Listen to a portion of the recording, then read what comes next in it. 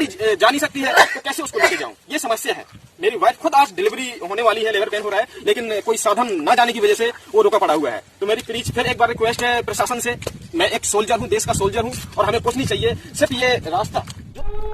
नमस्कार आदाब दोस्तों 3 बड़ी खबरें सामने आ रही हैं। सबसे पहली और बड़ी खबर, बीजेपी के प्रवक्ता संबित पात्रा अब नए विवाद में फंस गए हैं। संबित पात्रा को झूठ बोलते हुए सरेआम पकड़ लिया गया है। किस मामले पर, आगे इसकी विस्तार से आपको जानकारी देंगे। साथ ही साथ दूसरी बड़ी खबर आ रही है दोस्तों उत्तराखंड से, जहां पर खुद एक फौजी ने डबल इंजन सरकार की पोल खोलकर रख दी है, जिसका एक छोटा सा वीडियो क्लिप भी हमने आपको दिखाया है। इसका पूरा वीडियो आगे हम आपको दिखाएंगे, और एक फौजी ने किस तरह से डबल इंजन सरकार की पोल खोली है, इसकी तस्वीरें भी आगे हम आपको दिखाएंगे। साथ ही साथ एक और बड़ी खबर दोस्तों आ रही है त्रिपुरा हिंसा को लेकर के। सुप्रीम कोर्ट ने बहुत बड़ा फैसला सुनाया है, जिसके चलते त्रिपुरा की सरकार यानी बीजेपी सरकार और वहां की पुलिस को बड़ा झटका लगा है। किस मामले पर, इसकी जानकारी देंगे। उससे पहले एक छोटी सी रिक्वेस्ट आपसे करेंगे दोस्तों, वीडियो को ज्यादा से ज्यादा लाइक करिए, शेयर करिए, चैनल को सब्सक्राइब करके बेल आइकन को जरूर प्रेस कर लीजिए।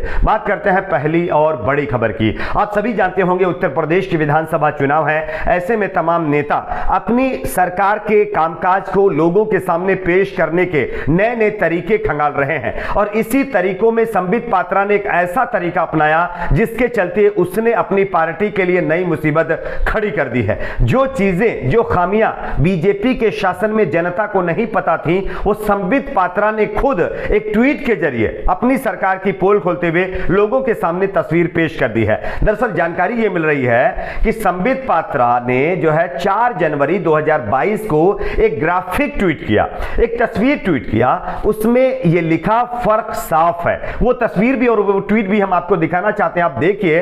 इसमें दरअसल संबित पात्रा दिखाना यह चाहते हैं कि 2017 से पहले जब अखिलेश यादव की सरकार थी, उनके शासन में, उनकी सरकार में स्कूलों की हालत क्या थी।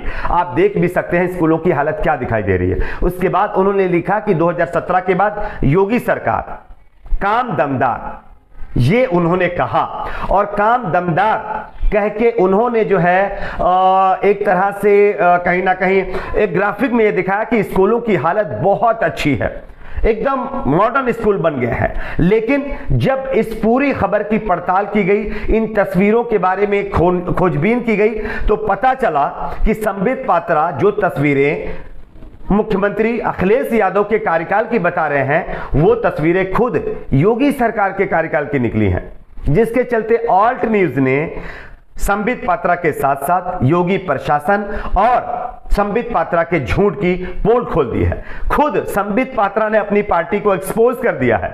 दिखाना कुछ और चाहते थे, हो कुछ और गया।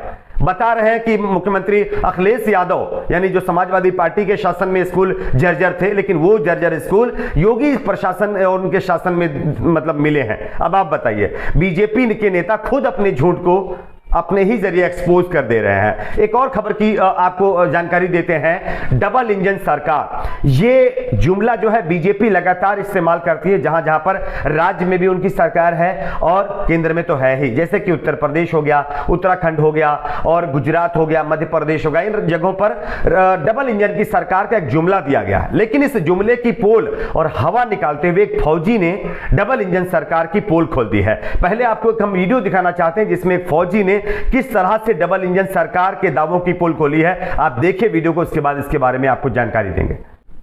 तो जैसा कि दोस्तों आप लोगों ने देखा, उन्होंने साफ तौर पर इस वीडियो के जरिए से डबल इंजन सरकार की पोल खोल दी है। छतरपुर की यह खबर है।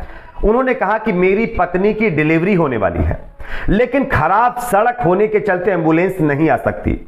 लाचार फौजी ने वीडियो बनाकर प्रशासन से की सड़क बनवाने की अपील। अब आप बताइए कि ये सब कुछ कैसे हो रहा है। ये सब कुछ बीजेपी शासित राज्य में हो रहा है, मध्य प्रदेश के अंदर हो रहा है, और मध्य प्रदेश में शिवराज सिंह चौहान की सरकार है, और शिवराज सिंह चौहान सरकार में डबल इंजन की सरकार का बखान किया जाता है। ये जुमला इस्तेमाल किया जाता है, और ये कहा जाता है कि अमेरिका, न्यूयॉर्क जैसी सड़कें हमने मध्य प्रदेश में दी हैं। ये शिवराज सिंह चौहान खुद कहते हैं, लेकिन उनकी अमेरिका और न्यूयॉर्क जैसी सड़कें कैसी हैं, एक फौजी ने खुद वीडियो बना करके आपके सामने रख दिया है। क्या आपको अभी भी लगता है कि नेताओं के दावे और रियलिटी में फर्क होता है, और सच्चाई और झूठ में ये कहीं ना कहीं बड़ी एक तस्वीर आपके बीच है? बात करेंगे अगली एक और बड़ी खबर की। अगली बड़ी खबर दोस्तों सामने आ रही है त्रिपुरा हिंसा को लेकर के। आप सभी जानते होंगे त्रिपुरा में जब हिंसा हुई थी, जब पत्रकारों ने हिंसा का पूरा सच दिखाने की कोशिश की, तो पत्रकारों के ऊपर उल्टा यूएपीए लगा करके उनको जेल में डाल दिया गया। कई पत्रकारों को रिपोर्टिंग नहीं करने दी गई। लेकिन अब इस मामले पर सुप्रीम कोर्ट ने एक अहम फैसला सुना करके त्रिपुरा सरकार और वहां की पुलिस प्रशासन को बड़ा झटका दिया है।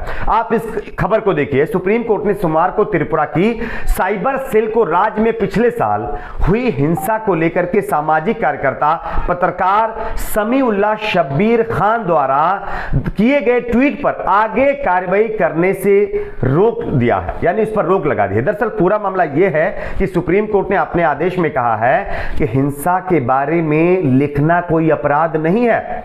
त्रिपुरा पुलिस ने पत्रकार समीउल्लाह शब्बीर खान के खिलाफ राज्य में पिछले साल हुई हिंसा से संबंधित एक ट्वीट के ऊपर यूएपीए लगा करके विभिन्न धाराओं के तहत मुकदमा दर्ज कर दिया था, जिसके चलते शब्बीर जी जो है सुप्रीम कोर्ट का उन्होंने रुख किया था, सुप्रीम कोर्ट में पहुंचे थे। लेकिन सुप्रीम कोर्ट ने फाइनली अब इस मामले पर यह बड़ा फैसला सुनाया है। सुप्रीम कोर्ट ने साफ कह दिया है कि क्या किसी राज्य में अगर हिंसा हो जाती है, उसका सच अगर कोई पत्रकार लिख देता है, तो क्या यह अपराध है? क्या सच को भी आप छिपाने की कोशिश करेंगे? और अगर कोई बताता भी है तो उसके ऊपर यूएपीए की जो है तहत केस दर्ज करके उसको जो है जेल में ठूसने का काम आप करेंगे? ये जो है कहते हुए सुप्रीम कोर्ट ने शब्बीर खान के ऊपर यूएपीए तो हटाया, साथ ही साथ उनके ऊपर जो कार्रवाई त्रिपुरा पुलिस की तरफ से की गई थी और उसके बाद उनके ऊपर जो कार्रवाई हो रही थी उस पर भी रोक लगा दी है।